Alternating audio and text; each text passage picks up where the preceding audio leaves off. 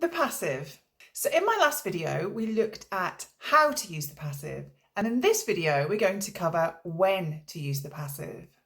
So the passive tense is not one that you can just use whenever you want to. It's only really used in some specific circumstances. And these are the ones that it's important to teach children about.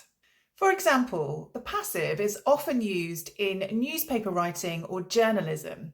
So if we're reporting an incident or a crime where the perpetrator of that incident or crime is unknown, then we would use the passive. For example, the Mona Lisa was stolen last week. So in that example, we don't know who the perpetrator is. We don't know who stole the Mona Lisa, so we use the passive tense.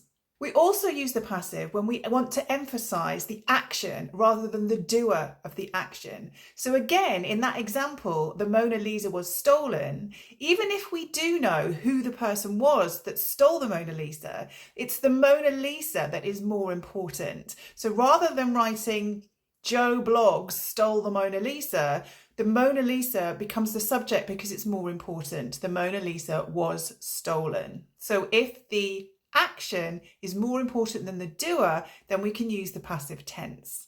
The passive is often used in science. So in science writing, or if children are writing about science experiments that they've done at school, they will often need to use the passive. For example, the liquid was dropped into a test tube. Passive is also used to distance yourself from the action, or if you don't want to take the blame for something. So this is used quite often in politics, for example.